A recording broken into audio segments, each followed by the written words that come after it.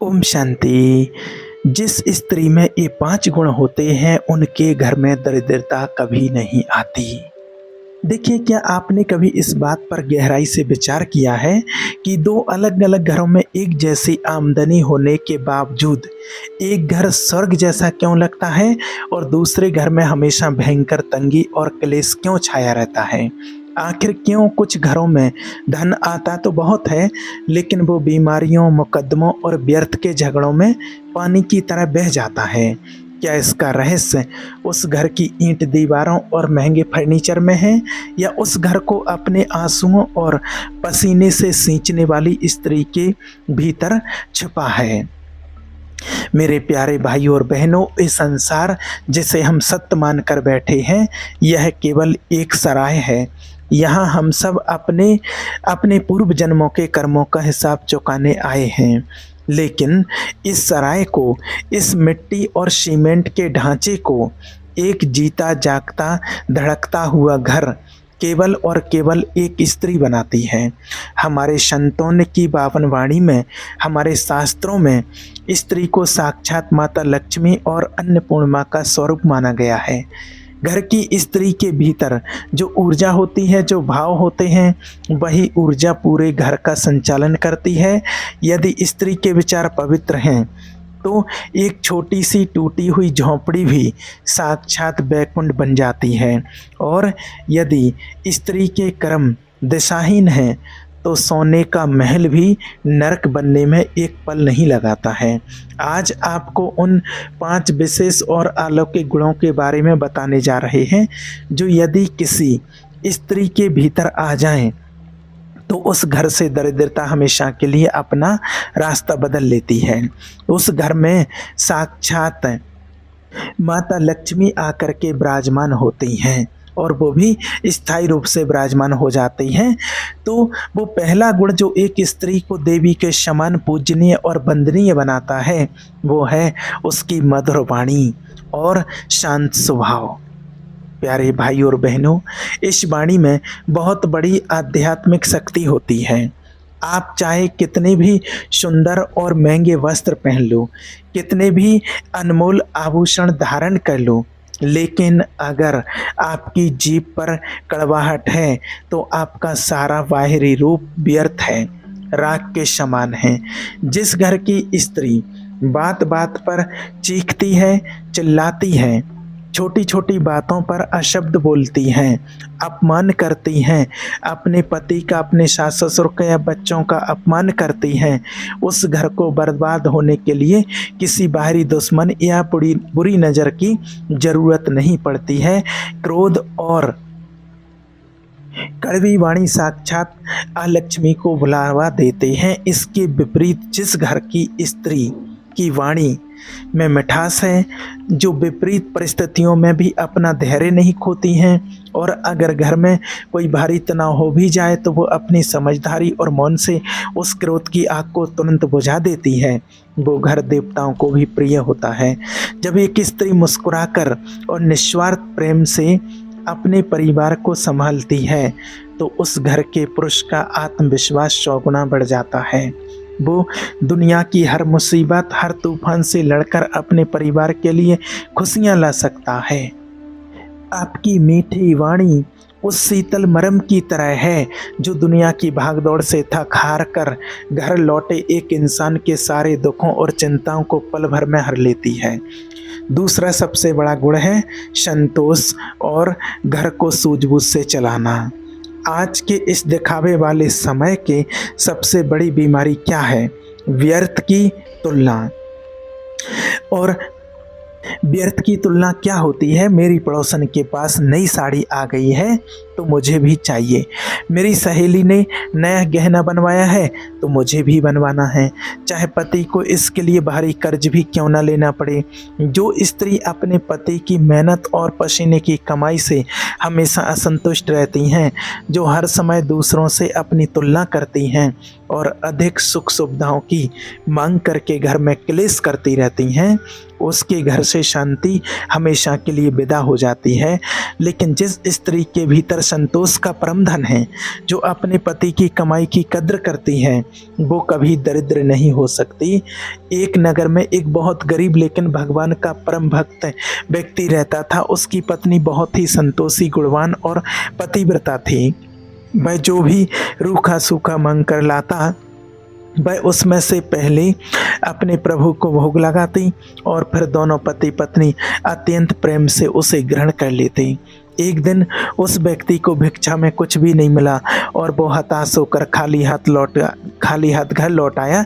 रास्ते भर वो सोचता रहा कि आज पत्नी बहुत क्रोधित होगी, लेकिन जब वो घर पहुंचा तो पत्नी ने हमेशा की तरह मुस्कुराकर उसका स्वागत किया और बहुत ही प्रेम से कहा, स्वामी आज तो बहुत शुभ दिन है। आज हमें एकादशी का व्रत करने का अवसर भगवान ने बिना मांगे ही दे दिया। हमें तो भगवान का धन्यवाद करना चाहिए। उस स्त्री के इस अद्भुत संतोष और पवित्र भाव को देखकर साक्षात भगवान प्रसन्न हो गए। अगले ही दिन से उनके जीवन में एक ऐसा चमत्कार हुआ कि उनका घर धन धान्य और सुख समृद्धि से भर गया। संतोष वो पारसमणि है जो आपकी हर परिस्थिति को आनंद में बदल देता है। जो स्त्री फालतू खर्चों पर लगाम लगाती है वो अपने घर की सबसे बड़ी रक्षक होती है। तीसरा गुण है ईश्वर पर अटूट विश्वास और निरंतर भगवान का ध्यान। आज के इस कलयुग में स्त्रियां मोबाइल फोन में, व्यर्थ के नाटकों में या पड़ोसियों की बुराई करने में अपना अनमोल समय बर्बाद कर देती हैं, लेकिन जो माताएं बहनें अपने घर के काम करते हुए और रसोई में भोजन बनाते हुए अपनी जीभ पर निरंतर भगवान का नाम जपती हैं, भगवान का ध्यान करती हैं, उस घर में कभी अन्न और धन की कमी नहीं हो सकती। जब आप रसोई में भोजन बनाते समय भगवान का ध्यान करते हो तो वो भोजन केवल एक साधारण भोजन नहीं रहता है, वो साक्षात प्रसाद बन जाता है। उस भोजन को जो भी खाएगा उसके भीतर सात्विक और पवित्र विचार पैदा होंगे, उसका मन शांत रहेगा, घर के बच्चों में अच्छे संस्कार आएंगे। आपको एक बहुत गहरी बात बताते हैं, एक घर में चाहे कितनी भी धन दौलत क्यों ना आ जाए, लेकिन अगर उस घर की माताएं बहनें भगवान से नहीं जुड़ती हैं तो वो घर भयंकर अंधकार में है। जो स्त्री सुबह जल्दी उठकर स्नान करके अपने घर के मंदिर में एक छोटा सा दीपक जलाती हैं, अपने बच्चों को भगवान का ध्यान करने के संस्कार देती हैं, वो स्त्री अपने परिवार के लिए एक ऐसा अवैध सुरक्षा कवच तैयार कर देती हैं जिसे दुनिया की कोई भी बुरी नज़र, कोई भी तंत्र मंत्र या कोई भी दरिद्रता कभी भेद नहीं सकती। उसका वो निस्वार्थ विश्वास साक्षात ईश्वर को उस घर की रक्षा करने के लिए बाध्य कर देता है। चौथा गुण है क्षमाशीलता और परिवार को एक रेशमी धागे में परोकर रखना। एक घर में जहाँ 4 बर्तन होते हैं वहाँ वे कभी कभी खटकते भी हैं। जहाँ परिवार होता है वहाँ सास बहू में, देरावनी जेठानी में या पति पत्नी में छोटी मोटी बातें होना बहुत ही स्वाभाविक है। लेकिन जो स्त्री बातों का राई का पहाड़ नहीं बनाती हैं, जो किसी की गलती को भूलना और माफ़ करना जानती हैं, वो घर को कभी बिखरने नहीं देती हैं। आज देखते हैं कि छोटी छोटी बातों पर लोगों में इतना बड़ा अहंकार आ जाता है कि वे महीनों तक एक दूसरे से बात करना बंद कर देते हैं। घर के अंदर ही नफरत की ऊंची दीवारें खड़ी हो जाती हैं। लेकिन एक समझदार और गुणी स्त्री वो है जो ये जानती है कि रिश्ते किसी भी खोखले अहंकार और बहस से ज़्यादा कीमती होते हैं। वो अपने मायके में अपने ससुराल की बुराई नहीं करती हैं और ना ही बाहरी लोगों के सामने अपने घर की बातों का तमाशा बनाती हैं। वो घर में एक मजबूत पुल का काम करती हैं। जो स्त्री अपने सास ससुर को अपने माता पिता के समान मानती हैं, उनकी निस्वार्थ सेवा करती हैं, उनके कटु वचन को अपने आंचल में समाकर मुस्कुरा देती हैं, उस स्त्री पर भगवान इतने अधिक प्रसन्न होते हैं कि वो जो भी इच्छा करती हैं भगवान उसे बिना मांगे पूरा कर देते हैं। जिस घर में सब लोग एक साथ बैठ कर के पुरानी कड़वाहटों को भूलकर हंसते मुस्कुराते भोजन करते हैं, वहाँ दरिद्रता भूलकर भी झांकने की हिम्मत नहीं कर पाती। 5वां और सबसे परम गुण है अतिथि सत्कार, दान पुण्य और करुणा। देखिए, हमारे शास्त्रों में ये बात बार बार दोहराई गई है कि अतिथि भगवान का रूप होता है। जिस घर के दरवाजे से कोई साधु, कोई भूखा इंसान या कोई बेसहारा खाली पेट या भूखा लौट जाए, उस घर की सारी कमाई में भारी दोष सा लग जाता है। जो स्त्री अपने घर में भोजन बनाते समय सबसे पहले भगवान को भोग लगाती हैं, भगवान को भोग स्वीकार कराती हैं और कोई ज़रूरतमंद बेसहाय आया हुआ दरवाजे पर उसको भोजन खिलाती हैं, उनके घर के अन्न भंडार कभी खाली नहीं हो सकते हैं। ये कोई पुरानी रूढ़िवादी बात नहीं है, एक बहुत बड़ा आध्यात्मिक और कर्मों का विज्ञान है। जब आप किसी बेजुबान या किसी असहाय भूखे इंसान का पेट भरते हो तो उसके तृप्त रोम रोम से आपके लिए जो आशीर्वाद निकलता है वो बिना किसी रुकावट के सीधे भगवान तक पहुंचता है। वो गरीब की सच्ची दुआ आपके घर के सारे वास्तु दोष, सारे संकट और सारी भयंकर बीमारियों को पल भर में काट देती है। अगर आपके दरवाजे पर कोई आ जाए तो भले ही उसे सूखी रोटी खिलाओ, लेकिन बहुत प्रेम से, आदर और सम्मान के साथ खिलाओ। ये कभी मत सोचो कि मेरे घर का राशन कम हो जाएगा या मेरा धन घट जाएगा। देने वाले के हाथ में हमेशा बरकत होती है और जो मुट्ठी बंद करके रखता है, जो केवल अपने स्वार्थ के लिए जीता है, उसकी मुट्ठी से सब कुछ एक दिन रेत की तरह फिसल कर नष्ट हो जाता है।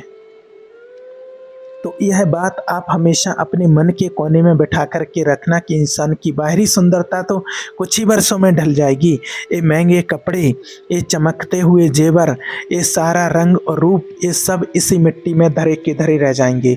लेकिन ये जो 5 गुण आपको बताए हैं, मधुर वाणी, संतोष, ईश्वर का निरंतर ध्यान और क्षमाशील और दान पुण्य, यही एक स्त्री की असली सुंदरता है।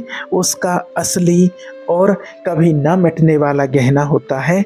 जिस स्त्री ने इन गुणों को अपने आचरण में, अपने जीवन में पूरी तरह से ढाल लिया है, वो कोई साधारण इंसान नहीं, वह इस धरती पर साक्षात समझो कि एक देवी के समान है। उसका पूरा घर उसके पुण्य प्रताप और प्रकाश से रोशन होता है। और इसी के साथ घर के पुरुषों से भी आज ये कहना चाहेंगे कि अगर आपके घर में एक ऐसी गुणी और संस्कारी स्त्री है तो उसका पूरा सम्मान करो। कभी भूलकर भी उस पर हाथ मत उठाओ, कभी अपने कठोर शब्दों से उसका दिल मत दुखाओ, क्योंकि जब एक गुणी और पवित्र स्त्री की आंखों से आपके दिए गए दुख के कारण आंसू गिरते हैं तो वो आंसू तुम्हारे सारे पुण्यों को धो डालते हैं, आपकी तरक्की के सारे रास्ते हमेशा के लिए बंद कर देते हैं। स्त्री का सम्मान करोगे तो साक्षात ईश्वर आपका सम्मान करेंगे। इसलिए अपने जीवन को बहुत ही सरल बनाओ, प्रेम से रहो और चलते फिरते उठते बैठते बस एक परम सत्ता परमात्मा का ध्यान करते रहो, उनका नाम जपते रहो, उनका नाम हृदय में बसाए रखो। किसी से कोई व्यर्थ की उम्मीद मत रखो, केवल अपने कर्म पर ध्यान दो। जब आपकी जीवन रूपी नैया की डोर उस परमात्मा के हाथों में होगी तो जीवन में कभी किसी चीज़ की कमी नहीं होगी। आपका ये जीवन इसी संसार में पवित्र और सुखमय बन जाएगा। ठीक है। ओम शांति।